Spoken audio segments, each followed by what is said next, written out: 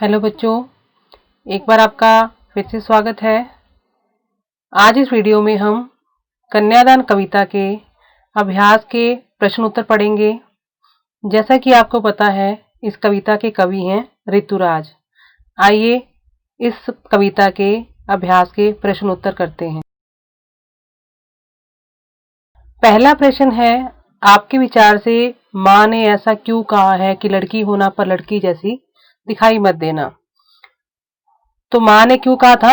माँ को अपने जीवन का अनुभव था और उन्हीं अनुभवों के आधार पर माँ अपनी बेटी को वैवाहिक जीवन में आने वाली कठिनाइयों के प्रति सावधान करना चाहती है। लड़की होना पर लड़की जैसी दिखाई मत देना, ये माँ इसलिए कहती है कि जिससे उसकी बेटी आने वाले समय में विपरीत परिस्थितियों का सामना कर सके और उसके प्रति होने वाले अत्याचार के खिलाफ आवाज उठा सके। क्योंकि जो जीवन है उसमें सुख दुख आते रहते हैं, वैवाहिक जीवन के बाद अनेक कठिनाइयां आती हैं, तो माँ उस कठिनाइयों के बारे में उसको सचेत करना चाहती है, इसलिए माँ ने ऐसा कहा है। अगला प्रश्न है, आग रोटियां सेकने के लिए है, जलने के लिए नहीं। इन पंक्तियों में समाज में स्त्री की किस स्थिति की ओर संकेत किया गया है? तो इन पंक्तियों के माध्यम से जो कवि हैं समाज में स्त्रियों की स्थिति की ओर संकेत करते हैं, जिसमें स्त्रियों को कमजोर माना जाता है और उसे सजावट की वस्तु समझा जाता है। उनका मानना है कि रूप सौंदर्य, सुंदर वस्त्र, आभूषण स्त्रियों के जीवन में बाधक का कार्य करते हैं। इसलिए स्त्रियों को इन चीजों से सावधान रहना चाहिए और विपरीत परिस्थितियों का सामना करने के लिए तैयार रहना चाहिए। क्योंकि जो ससुराल पक्ष के जो व्यक्ति होते, जो लालची लोग होते हैं, वो तरह तरह की उनको प्रलोभन देकर जो लड़की को ललचा देते हैं और उनकी बातों में आकर लड़की उनका कहना मानने लग जाती है, तो अपने माता पिता से दहेज की मांग करती है कि मुझे ये चाहिए वो चाहिए। तो इसलिए कवि उनको सचेत करते हैं कि जो स्थिति है लड़कियों की, वो एक तरह से लड़कियों को कमजोर माना जाता है। माँ ने बेटी को सचेत करना क्यों जरूरी समझा? जो ऊपर पंक्तियां दी गई हैं, आग रोटियां सेकने के लिए हैं, जलने के लिए, माँ ने अपनी बेटी को सचेत करना क्यों जरूरी समझा था? माँ के मन में अनेक प्रकार की आशंकाएं थी, क्योंकि माँ को डर लग रहा था कि कभी भी मेरी बेटी के साथ कुछ हो सकता है। वो आशंका थी क्योंकि माँ को समाज का अनुभव है। माँ को यह पता है कि उसकी बेटी अभी अबोध है, अर्थात उसे अच्छे बुरे की पहचान नहीं है। अबोध मतलब जो कम उम्र की होती है, उसे सुख दुख का, अच्छे बुरे की पहचान नहीं होती है। अभी तक वह अपने माँ के सानिध्य में रहकर प्रेम प्राप्त करती है, इसलिए माँ उसे आने वाली परिस्थितियों के प्रति सावधान करना चाहती है।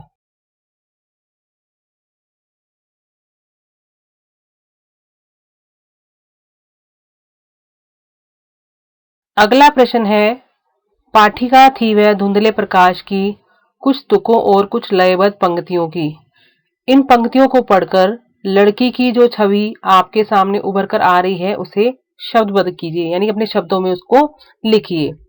तो जो हमने पंक्तियां पढ़ी हैं, उसके आधार पर हम कह सकते हैं, इन पंक्तियों से हमारे सामने एक कम उम्र की एक लड़की जो अब तक माँ के प्यार में पली बड़ी है, उसने अभी सुखों को देखा है, लेकिन जीवन में आने वाले दुखों से वह अपरिचित है, यानी अनजान है। उसे पता नहीं है कि जीवन में कितने प्रकार के दुख आ सकते हैं।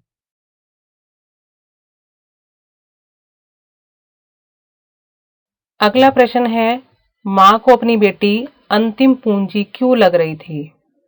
तो जिस प्रकार मनुष्य अपनी संपत्ति को मुसीबत के समय काम आने के लिए बचा कर रखता है, उसी प्रकार जो एक बेटी है माँ के लिए उसकी अंतिम पूंजी होती है, जिससे वह अपने मन की बात साझा करती है।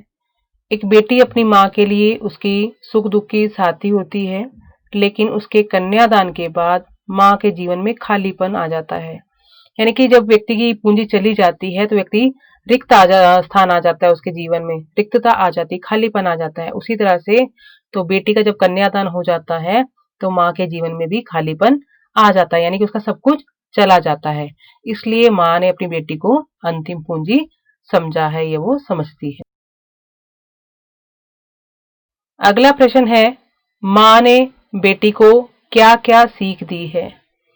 बच्चों, हमने इस जो कविता में पढ़ा है कि माँ अपने जो संसारिक जो परंपरागत शर्तें चली आ रही हैं, एक नियम चले आ रहे हैं कि जो माँ है अपनी बेटी को सीख देती है, लेकिन ये माँ है अपनी बेटी को उस परंपरा से हटकर सीख देती है।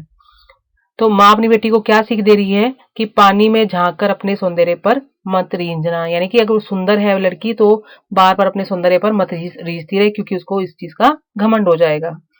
वस्त्र और आभूषणों को बंधन मत बनने देना, यानी कि तुम्हें कोई लालच दिया जाए कि सुंदर वस्त्रों और आभूषणों का, तो उसको अपना बंधन मत बनाना। आग का प्रयोग केवल रोटियां सेकने के लिए करना, जलने के लिए नहीं। यानी कि तुम वहां जाकर अपनी रोटियां जरूर पकाना, यानी कि वहां सेवा जरूर करना, अपना जो तुम्हारा धर्म है वो करना, लेकिन अगर तुम्हें कोई जलाने का प्रयास करे तो वो उसको बिल्कुल भी सहन नहीं करना। घर गृहस्थी के सभी कार्य करना, लेकिन अत्याचार मत सहना। यानी कि माँ अपनी बेटी को अत्याचार ना सहने की सीख दे रही है। अगला प्रश्न है, आपकी दृष्टि में कन्या के साथ दान की बात करना कहाँ तक उचित है? बच्चों, ये आपकी अभ्यास के प्रश्न में नहीं है, लेकिन ये महत्वपूर्ण प्रश्न था तो मैंने इसको इस वीडियो में डाला है। तो हमारे अनुसार कन्या के साथ कन्यादान की बात करना सर्वथा अनुचित है।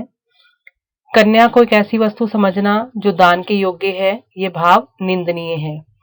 इस भाव में कन्या एक ऐसी वस्तु है जो दान के नाम पर किसी और को दे दी जाती है। यानी बच्चों, सबसे पहले तो कन्या को एक वस्तु समझना ही गलत है, और दूसरा उसके बाद किसी को ऐसे दान देना कि दान दिया है हमने उसको, ये भी गलत है। लेकिन हमें समझना होगा कि कन्या कोई वस्तु नहीं बल्कि उसका भी एक स्वतंत्र व्यक्तित्व है। जहां आज लड़का लड़की को एक समान समझने के लिए प्रेरित किया जाता है, यानी कि समाज में कहा जाता है कि लड़के लड़कियों को एक समान समझना चाहिए, तो कन्या को ही दान क्यों दिया जाता है? इसलिए कन्यादान भाव सर्वथा दोषपूर्ण है। यानी कि कन्या को एक वस्तु समझना ही सबसे पहले ही दोषपूर्ण है।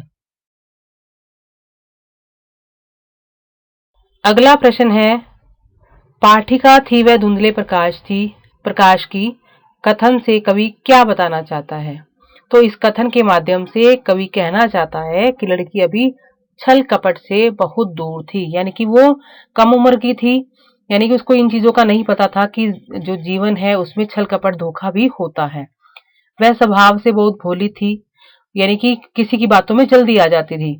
उसे अपने जीवन की कोई समझ नहीं थी, वह जीवन के सत्य से बिल्कुल अनजान थी। जीवन का सत्य यह है कि हमें हर जीवन के हर मोड़ पे हमें संघर्ष करना होता है, और दुख और सुख दोनों साथ साथ चलते हैं। तो इस सत्य से अनजान थी। उसके लिए पति का मतलब था भरपूर प्रेम देने वाला व्यक्ति, लेकिन वैवाहिक जीवन में आने वाले विभिन्न विभिन्न प्रकार के दुखों से अनजान थी।